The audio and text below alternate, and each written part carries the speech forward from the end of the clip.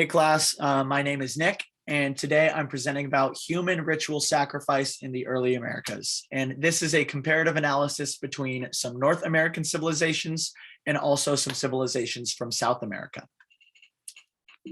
And I wanted to start my presentation by talking about some of the common misconceptions that are had about human sacrifice. And I think that this is a practice that is commonly misjudged, largely due to the surface level appearances of violence that surround this ritual. And obviously it cost many lives and it was sort of a bloody practice in some circumstances. But I think that pop culture and the general public have tended to distort some of the truths and some of the realities that surround this practice. And instead they just focus on the more violent tendencies. One example of which is actually behind me. Indiana Jones in the Temple of Doom cuts out the dude's heart and like dedicates it to Satan or whatever. And that just kind of goes to show pop culture kind of warps a little bit what human sacrifice might have actually looked like. And so I think when we do this, when pop culture sort of takes away from the truth, it ignores the cultural significance that actually surround this practice. And both in North American and South American cultures, human sacrifice is deeply rooted in religious meaning and deep tradition. So I'll be talking about the who's, the whys, and the hows of human sacrifice. And thanks to historical archaeology, some of these truths can be unearthed and we can get an unbiased, truthful look at what this religious practice really looks like. And I wanted to start in North America, so with the Mayas and also some Aztec history. And I titled this A Bloody Affair. You'll see why. So let's talk about the who of North American human sacrifice. So the Mayas often sacrificed enemies of the empire and prisoners of war. A lot of times, I think people talk about them sacrificing women or prostitutes or virgins, but much more commonly, they were their enemies and they were war prisoners. And they did this in part to show a political display of dominance and to say that this is our region, we're taking our enemy and we're sacrificing him to the gods. And although, you know, this cost them their life and they would kill their enemies, it was a great honor for everyone involved. Not only did the Mayan people look upon this ceremony with much honor and respect, but even those people who were sacrificed sort of understood the meaning in this ritual. And it was an honor to them to be sacrificed in this way. And let's talk about why they sacrificed humans. And this actually is rooted in part of the Mesoamerican origin story with Huitzilopochtli, who is the Aztec god of war and the sacrifice of a princess. So there was once an Aztec ruler in early Mesoamerican history who gave his daughter to Huitzilopochtli, the god of war. And he was asked that his daughter would to be married to this god. But instead of marrying the princess, the god of war sacrificed her to the gods. He decapitated her, he cut out her heart, and he skinned her. And this was sort of the birth of these practices. And also it's just a important part of Mesoamerican history. And the blood in this ceremony, the death, was meant to nourish the gods. And without it, the Mayans feared that the sun would cease to rise. So they did this ceremony not out of just violence or bloodthirst, but sort of to reenact the story of Huitzilopochtli. All right, now to talk a little bit more of how they did this. Now, I called these slides a bloody affair for a reason. The way that the Mayans sacrificed humans was indeed bloody. So Mayan human sacrifice commonly included decapitation and disembowelment. They would cut off your head and cut out your heart. And this was done using 4 religious officials, one to represent each cardinal direction, north, south, east, and west. And there was also a head priest involved called the Chilan. And they would use a ritual knife, a special knife, to cut off the head and remove the heart. And after this was done, and after the corpse was skinned, they would toss the body down the temple, which was a very important part of the process. As mentioned earlier, the blood was meant to soak on the temple steps. And that right there was sort of the gift to the gods, was the blood seeping into the temple steps. And with the skin from the victim, the Chilan would wear the skin and perform a ritual dance that was meant to resemble rebirth. And doing this dance, honoring Huitzilopochtli and his story, was meant to not only just reenact that story, but also give thanks to the god and sort of pay for their lives the next day. Because they felt, if they had not done this practice, if they did not sacrifice humans to the gods, that there was no life for them on Earth and that life would not be possible. And I have a video example. Now, as you see, it's age restricted. So if you would not like to watch, it's just the Chilan doing the whole knife business, but I have a video. And in this case, actually, this is when pop culture kind of gets it right. This is an accurate example of a movie showing human sacrifice. So there's the Chilan.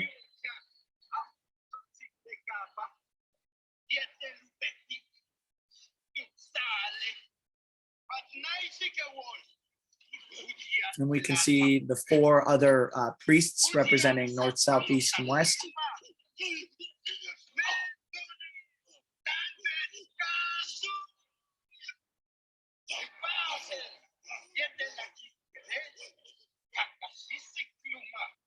And see, he says, your blood will renew the world, rebirth.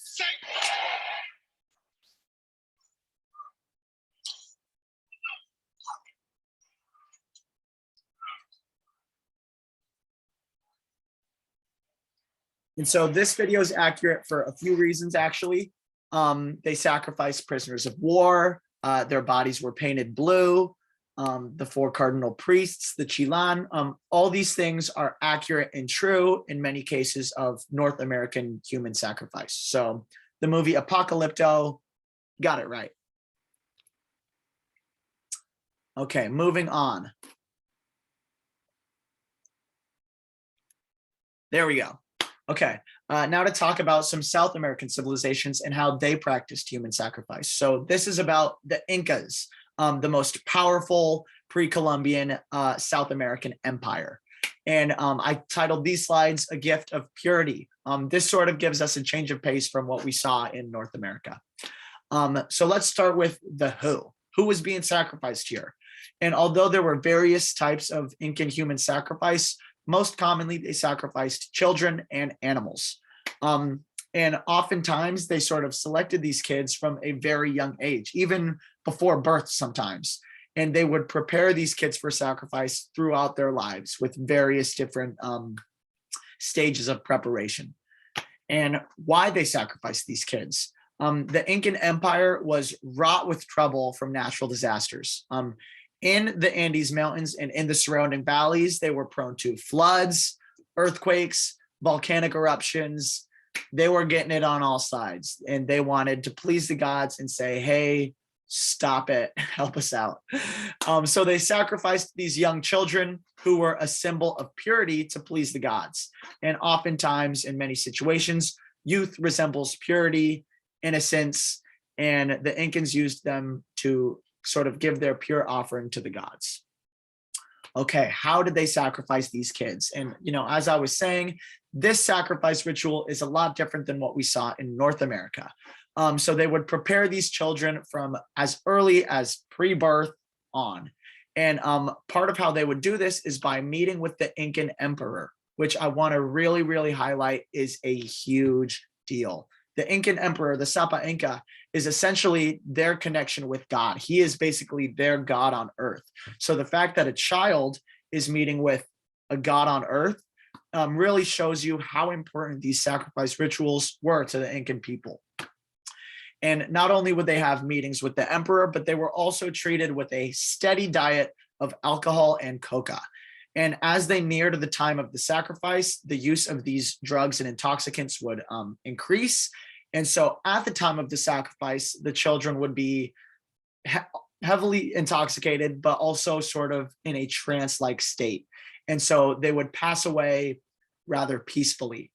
And the way they would do this is by leading the entranced children to sealed faraway tombs. Sometimes they were greatly decorated. Other times they weren't decorated as nicely. And they would pass away in these tombs quietly. And this process is so well detailed and so well understood.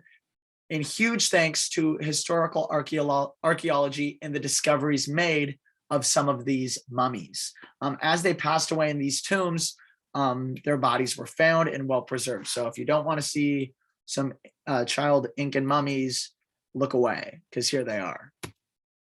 On the left is one that I think I used this one in my essay actually, and the archaeologist used the DNA from her hair to take a deeper understanding of the diet and, you know, how they were fed such copious amounts of coca and alcohol.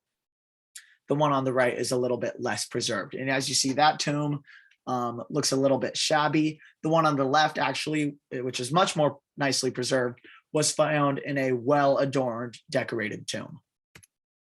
Okay, lastly, just an overall analysis of these two examples of human sacrifice. Biggest takeaway from this is the religious importance of these rituals. The Mayans sacrificed humans to not only display their people's history, but also to have a very important ritual of their rebirth. So much to the point that they feared apocalypse without it. You know, if they did not sacrifice, you know, humans to the gods, life on earth was not for them. The sun would not rise the next day. And I also wanted to highlight how it was such an honorary event. And, you know, despite the violence, despite how we may look on that and condemn its violence, Mesoamericans and their Mexican ancestors view death in a much different, much more positive light than how we do. So much to the point that the victims of these sacrifices, albeit scared, were honored to be sacrificed. And now to talk a little bit more about the Incas, their child sacrifices were given much power and much respect. And, you know, I already talked about meeting the Incan emperor. That is no normal occasion. You know, not everyone meets with the emperor. So to have a child do that shows that they bestowed a lot of sort of responsibility, but meaning to these rituals. And also I want to highlight how they would decorate these tombs and carefully prepare in this process. It really shows the symbolic weight of these sacrifices. It wasn't something to be done, you know, just to kill someone or just to be violent. This had a lot of religious and cultural expression, and it wasn't some just pointless act. And lastly, to conclude, I think although these practices are outdated and they cost many people their lives, it was a super relevant form of cultural expression. And to the people, it was a big deal. And not only were these meant to please the gods, but they also had deeper historical meaning that paid tribute to their ancestors and also their gods. And thanks to historical archaeology, we can sort of understand this cultural significance. And we can see that, you know, these weren't just violence acts that were done for no reason, but they were a culturally rich demonstration of dedication and devotion to their religion. So thank you for watching my presentation. I hope I could educate you a little bit more on human sacrifice, and I hope you guys enjoyed your semester.